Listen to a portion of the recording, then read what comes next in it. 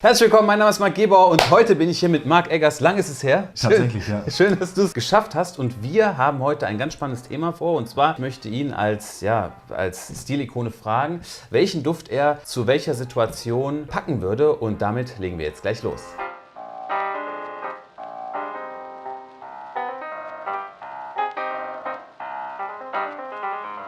Darf ich kurz was einwerfen? Ja. Du stellst mich als Stilikone vor und ich sitze hier mit pinken Haaren. Ach so, ja. Das funktioniert nicht, Marc. Das können wir den Leuten nicht so verkaufen.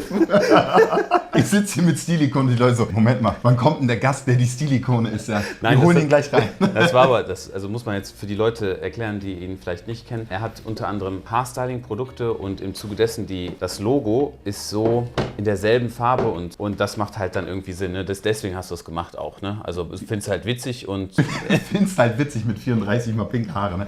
Es ist nur so ein Marketing-Gag. Ich habe keine Tattoos, viele lassen sich auch ihr Symbol tätowieren. Da habe ich gedacht, mache ich mir einfach mal pinke Haare. Und in der Box, was haben wir eigentlich jetzt hier drin? Da haben wir tolle Produkte drin, aber das darf hier kein Werbevideo werden. Deshalb alles gut. Danke. Also schaut auf jeden Fall bei ihm vorbei. Ich habe auch alles in der Beschreibung. Ich werde die Sachen natürlich auch testen und bin mal gespannt auf das Resultat. Wir gucken jetzt uns an. Wir haben verschiedene Szenarien. Wir haben zum einen Thema Lederjacken, dann haben wir Bürodüfte, ein bisschen was abends zum Weggehen clubmäßig und dann haben wir nochmal einen Duft für Anzüge. Ja? Und ich würde sagen, mit welchem möchtest du anfangen? Lederjacken, selbstverständlich. Liegt nahe. Ja. Hier haben wir 4 verschiedene Düfte und wir fangen einfach an. Ich sprühe sie dir einfach mal drauf und dann kannst du sie Stück für Stück mal durchgehen. Wir starten mit Golden Rose Oud von Tiziana Terenzi, einer der Düfte, die ich in Dubai sehr genossen habe. Das ist ein Rosen-Oud-Duft, wie der Name schon sagt, und eigentlich noch sehr kommerziell, jetzt nicht zu abgefahren. Dann als nächstes haben wir Nero Oud, das ist so der letzte Duft, der rausgekommen ist. Also das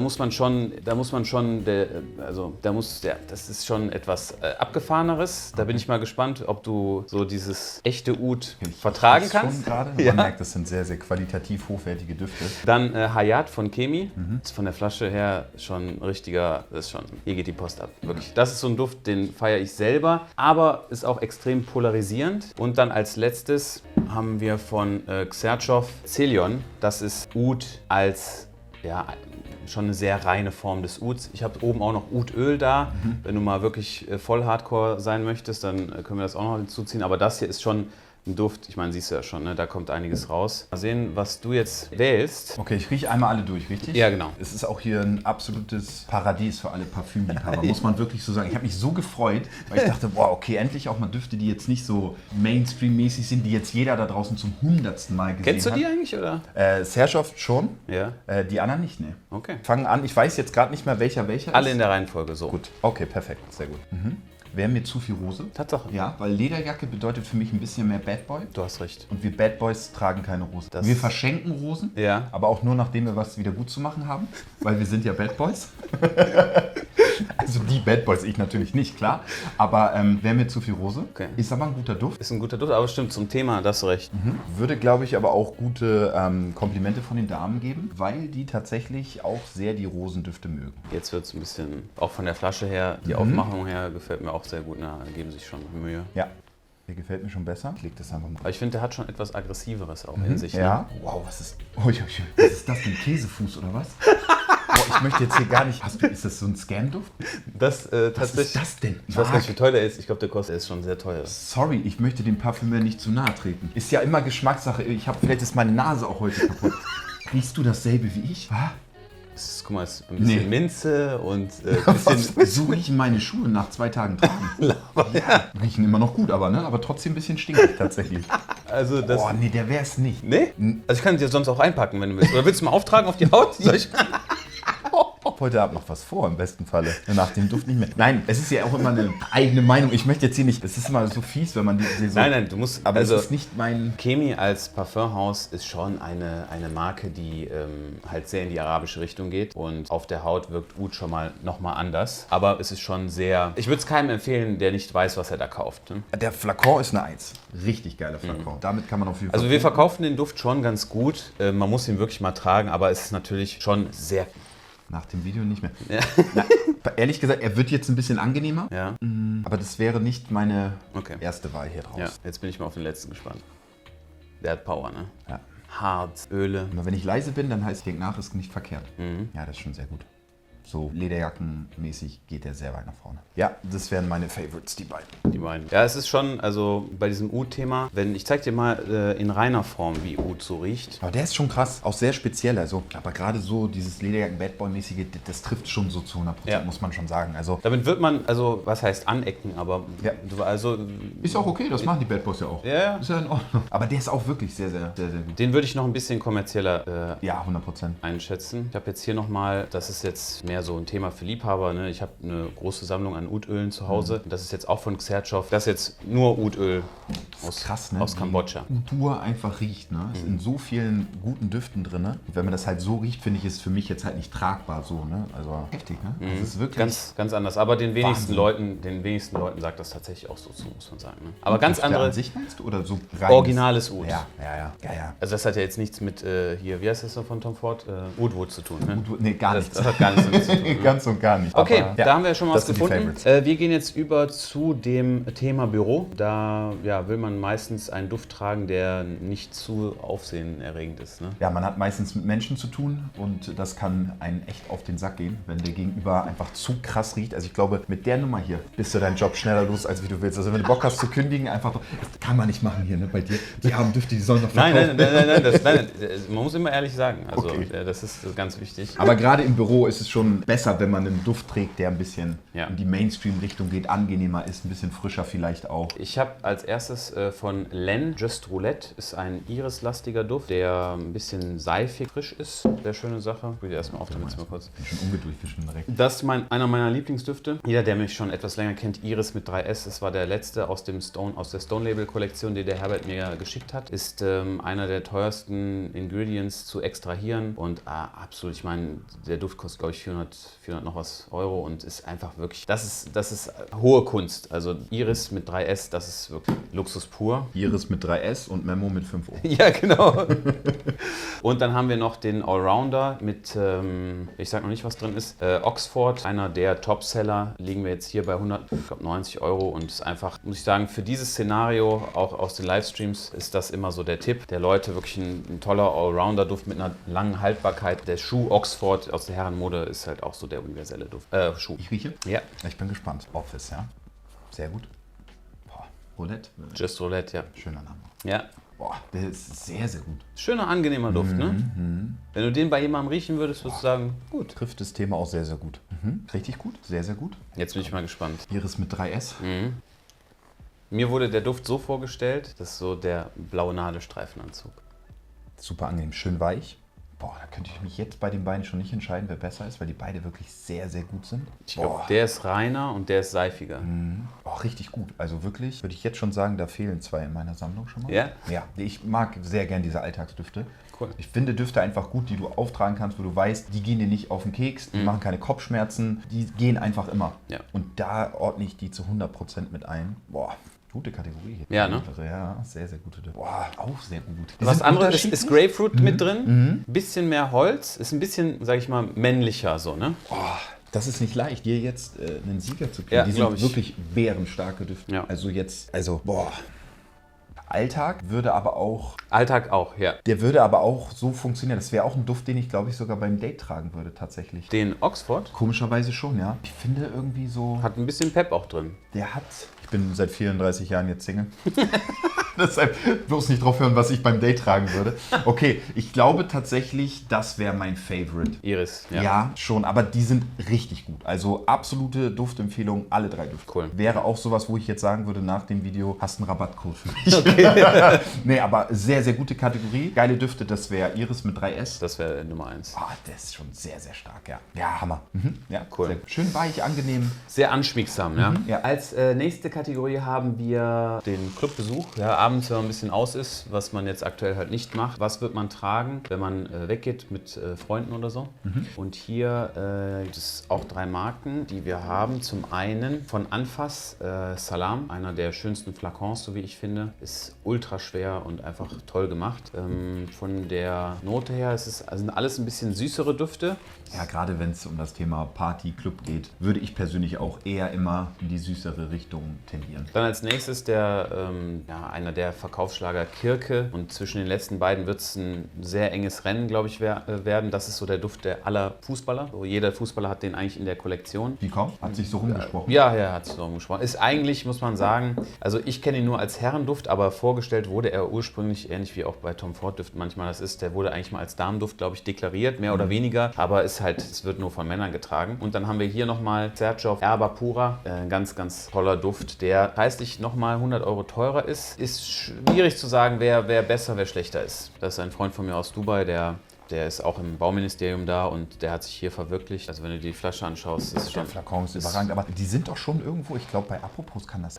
Kann sein, dass die das auch haben, Ja, weil das bin ich mir eigentlich schon fast sicher, dass ich den Flakon schon mal da gesehen habe. Ich achte da schon auch immer sehr drauf, wie der Flakon ist. Mich spricht das auch immer sehr an. Hier ist Vanille mit drin. Sehr guter Duft. Ja, okay. So, das ist der Fußballerduft. Ja, jetzt bin ich mal gespannt, was du sagst. Glück spiele ich kein Fußballer. nein. Ist halt sehr süß. Schon sehr, sehr süß. Verstehe, warum... Fruchtcocktail.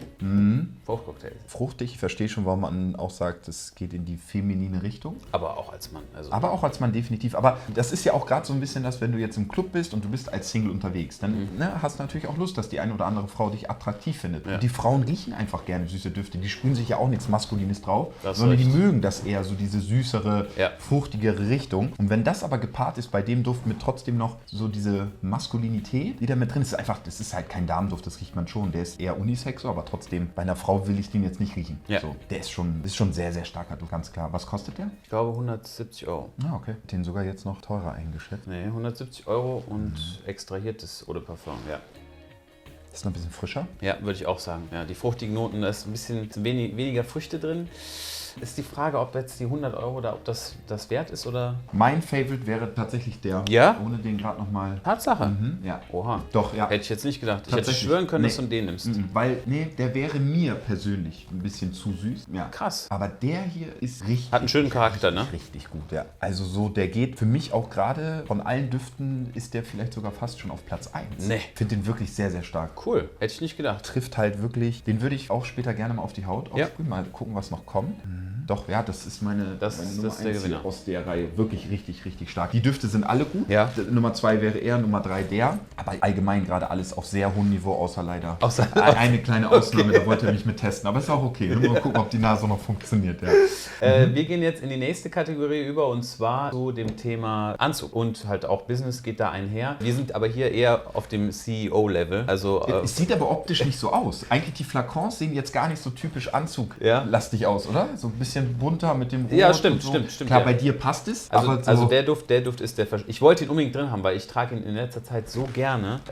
Aber er passt natürlich von der Eleganz her und so weiter jetzt nicht so rein. Das hier ist bei dem Go-Kart-Event, wo wir damals waren, habe ich diesen Duft hier getragen. Richwood, auch aus der Stone Label Kollektion, eine wirkliche Granate, ein Duft. Also wenn man im Business diesen Duft hier trägt, das ist schon wirklich Luxus und also da beweist man schon einen sehr guten Stil. Das hier ist momentan so mein Alltagsduft, heißt This is not a Blue Bottle 1.2. Witzig gemacht, ne? Ja. Ist auch eine coole Farbe, so von der so elektrisches Blau. passt auch ein bisschen zu meinen Haaren teilweise, Akzente Ja, von so einem Pink mit ja. drin. Den hier, den trage ich einfach selber gerne. Jetzt gehen wir nochmal über zu einem, wirklich, das ist auch ein Powerhouse, Spirito Fiorentino. Holz mit drin und ist schon ein bisschen verspielter als Richwood, nicht so eine ganz klare Linie. Ist auch schon... Vielleicht, er hat Noten von einem Parfum drin, was du eventuell kennen wirst. Da sind wir mal gespannt. Und dann am Ende, wir könnten nicht ohne das Parfum Alexandria 2, wenn man von Xerjoff Luxusdüften redet, Alexandria 2 ist das, was jeder eigentlich haben möchte. Ist tatsächlich jetzt nicht unbedingt der Duft, den ich so oft trage, aber wenn man die Reviews sich anschaut, jeder lobt diesen Duft hier in den Himmel. Ist natürlich auch mit Oud ein bisschen mit drin, aber halt gut gemischt. So. Ist auch schon wieder irgendwas. Hast du in die Eukalyptus-Richtung? Kann das sein? Bergamotte, Mandarine, Grapefruit, Rose, Geranium, Patchouli, Sandalwood hauptsächlich drin und ein bisschen Was Vanille. rieche ich denn da schon wieder? Okay. Also so, wenn du jetzt im Meeting bist, hast du so... Okay, man wird auf jeden Fall wahrgenommen. Der hat auch einen sehr hohen Wiedererkennungswert. Fällt schon auf direkt. Also, Seriös auch. ja. Okay, der ist spannend tatsächlich. So, das ist der, wo du sagst, Den trage ich gerade im Moment. Ist was anderes, aber ich trage ihn einfach gerne. Witzig so. finde ich gar nicht schlecht. Finde ich So, Daily, frisch. bisschen so sparkling. Ich finde, er riecht auch so ein bisschen so wie dieser Flakon ist. So, da ist echt viel so, weißt du, so, Ja. der ist, ja, aber ja, doch, der ist schon sehr, sehr geil. Boah, das sind krasse Düfte. Also also hier ist gerade echt was los. Weit weg von sämtlichen Düften, die ich so gerochen habe. Ja. So, weißt du, das ist jetzt mal nicht hier so die Designernummer, die wir hier jeden Tag riechen beim Eggers. Wow, könnt wirklich sorry, dass ich manchmal so still bin, weil ich rieche dann immer und lasse das so wirken. Ich könnte jetzt wirklich hier so 3 Stunden mit dir sitzen, nur riechen, nachdenken und gucken und das ist halt echt interessant, solche, ja, okay.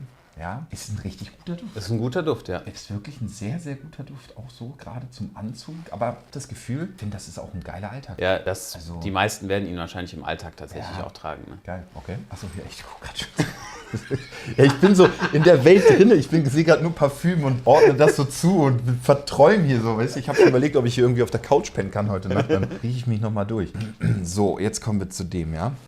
Du sagst, der erinnert an irgendeinen Duft. Mir fällt tatsächlich gerade keiner ein. Hat Ansätze von Baccarat Rouge, nur mehr Holz. Habe ich oft gerochen. Grüße gehen raus an die Damen da draußen. Nicht zu viel von diesem Duft nehmen. Ist einer der Ja, ich hab ihn nicht, aber ja, ist das so? gehyptesten, beliebtesten Damendüfte gerade. Okay. Also der geht durch die Decke. Jede Dame liebt ihn. Nicht die Extreme-Version, würde ich persönlich empfehlen. Macht nur einen Spritzer. Gibt nichts Schlimmeres als nachts neben einer Dame. Ist bei mir noch nicht vorgekommen, aber wenn du dann im Bett liegst und die hat es dick aufgetragen, kannst du nicht pennen. Okay. Aber der Duft ist, wenn man einer Frau ein Geschenk machen will, Ich habe Baccarat Rouge tragen dann nur Typen. Nee. Nein? Nein, das Ich weiß nicht, also ich habe so gedacht, alle Typen tragen das. blamier ich mich gerade komplett und bin völlig falsch. Nein, Baccarat Rouge. Ja, okay. Ja, Also Justin und so tragen das auch als Typ. Ja, Parfüm ist ja auch damals für den Menschen gemacht worden. Ja, stimmt. Also natürlich, es gibt auch, jeder wird sagen, eine so, ne? Also es denke ich da auch kein Geschlecht für dann. Nein, 100% gibt es da, glaube ich, auch eine Damenvariante oder einen Duft. Okay. Tragen Ja. keine Männer, bin ich mir eigentlich sehr, sehr sicher. Okay. Suche ich auch gleich nochmal kurz raus. Okay, dadurch, dass ich den nicht kenne,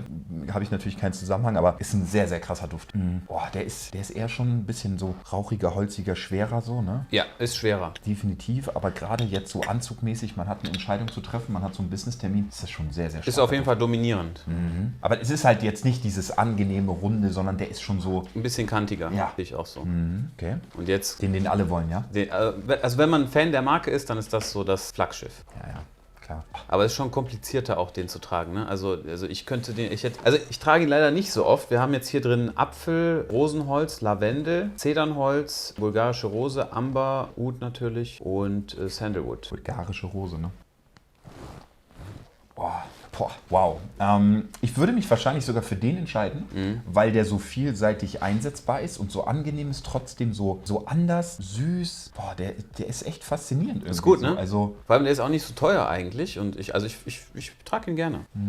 1, 2, 3 Okay, wäre bei mir, der wäre weiter hinten. wer weiterhin. Weil ich halt sehr oft immer so auf diese Tragbarkeit schon gehe. Cool. Aber auch wirklich sehr, sehr starke Düfte. Also man muss nochmal das ganz betonen, wir bewegen uns hier auf einem extrem hohen Niveau. Also das ist schon, ich würde hier echt jeden Duft mit. Nein, aber auch Wahnsinn. Boah, krass. Das ist eine spannende Welt, ne? Ja, boah, das ist aber auch so ein Festivalduft für mich. Den Wenn du den auf dem Festival anziehst, Boah. dann wird auf jeden Fall jeder drauf reagieren. Das Jeder wird ist- sich fragen, was hast du denn da für einen wirklich, Duft? das ist so ein richtiger Coachella. Wirklich, der ist, oh. Aber auch nicht einfach, weißt du, das ist jetzt Ja, nicht aber das Duft, muss den- auf dem Festival auch sein. So viele Leute, alles durcheinander und dann läufst du da rum mit so einem Duft. Der hat eine krasse Aura. Boah, krass, okay. Ja, cool. Soll ich noch Best of the Best Ja, schnell sag machen? mal, was wäre so Best of the Best? Was wäre so... Ich glaube, Best of the Best. Der wäre 1, der wäre 2, 3, 4. Oh, cool. Komischerweise nicht in die Lederjackenrichtung würde ich welchen. Aber vielleicht habe ich auch nur so Sachen rausgesucht. Die sind auch gut, der war auch schon sehr, sehr stark. Aber das wären meine Favorites. Die Also ja, es sind ja richtig viele gute Sachen dabei. Ey. Ja, ist am Ende, ne, wir haben Salam, ein bisschen was Iris-lastiges hier. Da ist auch schwierig zu entscheiden, ob Len oder Iris mit 3S. Alles sehr, sehr gute Düfte und ja, ich würde sagen, wenn wir jetzt gleich am Ende vom Video sind, danach schauen wir noch ein bisschen, was hier noch so ist.